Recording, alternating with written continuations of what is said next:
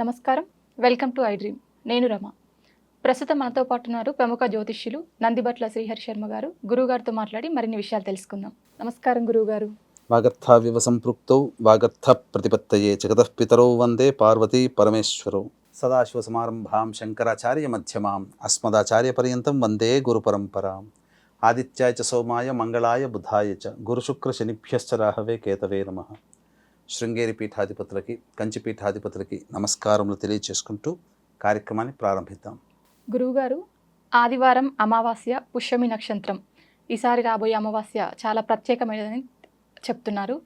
So ఆ రోజు జాతకంతో సంబంధం లేకుండా ఎవరైనా సరే చేసుకున్న సంకల్పం నెరవేరాలంటే అతి తక్కువ సమయంలో అతి తక్కువ ఖర్చుతో చేసుకునే పరిహారాలు ఏమన్నా ఉన్నాయా గురువుగారు? చాలా చక్కటి ప్రశ్న అమ్మ. ఎందుకనంటే ఇప్పుడు కొన్ని అలభ్య పుణ్యతిథులు, అలభ్య పుణ్య యోగాలు ఉంటాయి. అవి వచ్చినప్పుడే మనం వాటిని చేసుకోవాలి. మళ్ళీ సమయం దాటిపోయిందనంటే ఆ పరిహారాన్ని చేసుకోలేం. ఎందుకంటే కొన్ని కండిషన్స్ అప్లై, అవి సాటిస్ఫై అయితేనే మనం ఆ యొక్క సంబంధించినటువంటి యోగాన్ని మనం పొందగలుగుతాం. అంటే ఇప్పుడు సామెత ఒక ఉంది, ముద్దొచ్చినప్పుడే చంకెక్కాలి అని చెప్పి. కాబట్టి ఇటువంటి అలభ్య పుణ్యతిథి ఉన్నప్పుడు మాత్రమే చేసుకోవాలి పరిహారం. అయితే అనేక మంది కష్టాలు పడుతూ ఉంటుంటారు. వాళ్ళ జీవితంలో ఎన్నో కష్టాలు పడుతూ ఏ ప్రయత్నం చేసినా దేవతానుగ్రహం, దేవుడు కరుణించట్లేడు మనల్ని అని చెప్పి వాపోతూ ఉంటుంటారు. ఎన్ని ప్రయత్నాలు చేసినా ఆ ప్రయత్నంలో ముందడుగు వేయలేకపోతుంటుంటారు. కొన్ని పనులు ప్రయత్నం కొన్ని మధ్య దాకా వచ్చి ఆగిపోతుంటుంటాయి. వాళ్ళ కోరిక నెరవేరదు అసలు. ఇది కలగానే ఉండిపోతుంది. ఇక ఇదంతా కూడా ఒక కలగానేనా, జీవితంలో మేము సాకారం చేసుకోలేమా అని వాపోతుంటుంటారు. లేదా ఒక ఉద్యోగం కావచ్చు, వివాహం కావచ్చు, లేదా విదేశీయానం కావచ్చు, ఒక ఇల్లు కట్టుకోవాలనే కోరిక కావచ్చు, లేకపోతే లోన్ శాంక్షన్ సంబంధించి కావచ్చు, ఏదైనా కానీ సమస్య అది ఒక మనిషికి తీరట్లేదు అని అంటే అతి తక్కువ సమయంలో కర్మదోషము, ఇప్పుడు ఈ సమస్యలను ఎదుర్కొంటున్నామంటే గత జన్మలలో చేసినటువంటి కర్మదోష ప్రభావాలు అని చెప్పవచ్చు. దానికి అనుగుణంగానే మన యొక్క జీవితంలో గ్రహాల యొక్క దశలు, అంతర్దశల్లో మనం సమస్యలతో బాధపడుతుంటాం.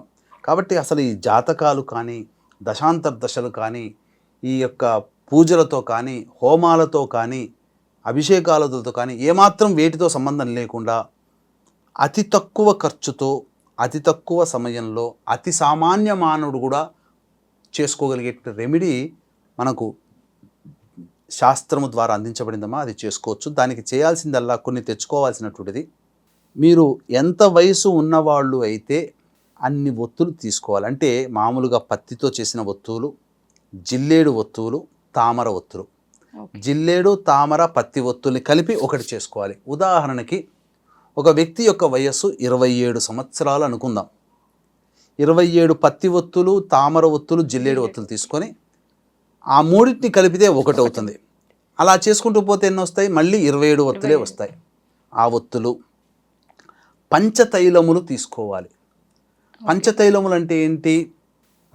నువ్వుల నూనె, ఆవు నెయ్యి, అలాగే వేప నూనె, విప్ప నూనె, ఆముదం నూనె, ఈ 5 నూనెలు తీసుకోవాలి.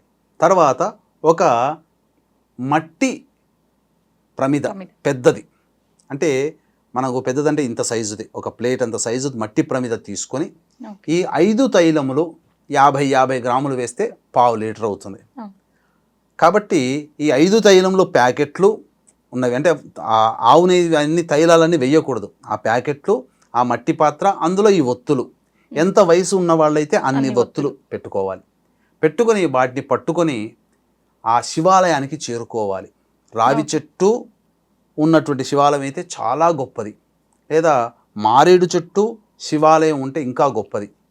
కాబట్టి శివాలయానికి చేరుకొని ఆ శివాలయంలో ఆ నంది దగ్గర నిలుచొని మీ యొక్క సంకల్పం ఆ నందికి చెవిలో చెప్పుకొని ఆ వస్తువుని పట్టుకొని ఈశ్వరుని చూస్తూ మనస్సులో శివాయ నమః అంటూ ధ్యానం చేసుకొని, శక్తి ఉంటే, భక్తి శ్రద్ధ ఎక్కువగా ఉంటే ఆ శివాలయం చుట్టూతా 27 ప్రదక్షిణలు శివాయ నమః అంటూ ప్రదక్షిణలు చేయండి. లేదు 11 ప్రదక్షిణలు చేయొచ్చు. లేదు కనీసం హీనపక్షంలో 3 ప్రదక్షిణలు అయినా చేయాలి. చేసిన తరువాత అప్పుడు మీరు తెచ్చుకున్నారుగా, మీ చేతిలో పట్టుకునే తిరగాలండి ఆ వస్తువులన్నీ. తీసుకొని వచ్చిన తర్వాత అప్పుడు ఆ యొక్క ప్రమిదలో తెచ్చుకున్నటువంటి పంచతైలాలు ఉన్నాయి కదా, ఆ పంచతైలాలు వేసి దీపారాధనకి ఒత్తులు తెచ్చుకున్నారు కదా, 25 దీపాలని వరుసగా ఆ చుట్టూతా 27 దీపారాధనలు అనగా 27 ఒత్తులు పెడితే 27 సార్లు వెలిగించాలి.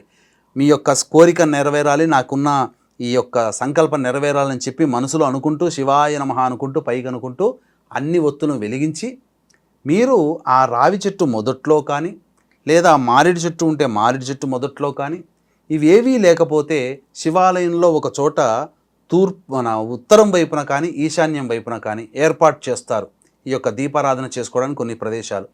ఆ శివాలయంలో దీపారాధన చేసి వెనక్కి తిరిగి చూడకుండా ఇంటికి వచ్చేసేసి ఆ రోజు నిద్ర చేయండి ఇంట్లో. ఉదయం పూట చేయాలా ఇది సాయంత్రం పూట చేయాలమ్మా ఓకే ప్రదోష కాలంలో. తరువాత ఈ సంబంధించినటువంటిది అంటే మీరు ఆ సంబంధించినటువంటి చేసిన తర్వాత తెల్లవారి మళ్ళీ శివాలయానికి చేరుకోవాలి. అదృష్టవశాత్తు ఈ సోమవారం నాడు శ్రావణ మాసం ప్రారంభమైంది. ఆ శివాలయంలో మళ్ళీ మీ సంకల్పం నెరవేరాలని మళ్ళీ 27 కానీ 11 కానీ 3 సార్లు ప్రదక్షిణలు చేసి ఈశ్వరుడికి పంచామృతాలతో అభిషేకము జరిపించి మీరు అర్చన చేయండి, మారేడు దళాలతో అర్చన చేయండి చాలు. ఈ విధంగా చేస్తే అచిర కాలంలోనే అత్యంత స్వల్ప కాలంలోనే మీ యొక్క సంకల్పంలో అడుగులు మొదలు పడతాయి, సంకల్పం నెరవేరడానికి బాటలు పడతాయి. తద్వారా స్వయం కృషితో మనోశక్తితో ఆత్మవిశ్వాసంతో ఆ కార్యక్రమాల్లో మీ యొక్క సంకల్పాన్ని మీరు నెరవేర్చుకుంటారు అని చెప్పడంలో ఏమాత్రం సందేహం లేదు. కాబట్టి ఇటువంటి అలభ్య పుణ్యతిథిని ఎవ్వరూ కూడా మిస్ చేసుకోకండి. ఇంతటి పుణ్యతిథి అలభ్య పుణ్యతిథి ఆదివారము, అమావాస్య, పుష్యమి నక్షత్రం కలిసినటువంటి రోజు కాబట్టి ఈ విధంగా చేసినటువంటి వాళ్ళకి తప్పకుండా శివానుగ్రహం, ఎందుకంటే శివాజ్ఞ లేనిదే చీమైన కుట్టదు కాబట్టి శివానుగ్రహం వల్ల మీ సంకల్పం నెరవేరుతుంది. కావున ఇటువంటి అలభ్య పుణ్యతిథి రోజున గత జన్మ కర్మదోష నివారణకై, ఎందుకనంటే మీరు తంత్ర పరిహారం చేస్తున్నారు, మంత్ర పరిహారం కూడా చేసుకుంటే ఇంకా మీ యొక్క సంకల్పం అతి శీఘ్రంగా నెరవేరుతుంది. కాబట్టి మంత్ర పరిహారంలో భాగంగా గత జన్మ కర్మదోష నివారణకి హోమాదులు, అలాగే ఎదుటి వాళ్ళని తెలిసి తెలియక ఇబ్బంది పెట్టినటువంటి వల్ల వచ్చినటువంటి శాపాల నివృత్తికి శాప నివృత్తి హోమాదులతో పాటు వృషభ మిథున కర్కాటక సింహతుల వృశ్చిక మకర కుంభమీన రాశుల్లో జన్మించిన వారికి శనిదోష నివారణ హోమాలతో పాటు విద్య, వివాహ, ఉద్యోగ, దాంపత్య, అనారోగ్య సమస్యల నివారణకి 18 రకాల హోమాలు కేవలం 1500 రూపాయల రుసుముకి చేయించడం జరుగుతుంది. అలాగే సంవత్సరం పొడుగుతా ఒక్కొక్క క్షేత్రంలో మీ కుటుంబ సభ్యుల గోతనామాలతో కూడా నమోదు చేసుకోవచ్చు. అవకాశం ఉన్నవాళ్ళు కార్యక్రమ తదనంతరం కాంటాక్ట్ చేసి పూర్తి వివరాలు తెలుసుకోవచ్చు. నిజంగా ఎటువంటి వయసు వారైనా అతి తక్కువ ఖర్చుతో చేసుకునే పరిహారం చాలా చక్కగా వివరించారు గురుగారు. ఎటువంటి వయసు వారైనా అటువంటి ఆ వయసు సంఖ్య కలిగినటువంటి భక్తులని దీపారాధన చేయాలమ్మా. ధన్యవాదాలు గురుగారు. సర్వం శ్రీ ఉమామహేశ్వర పరబ్రహ్మార్పణమస్తు.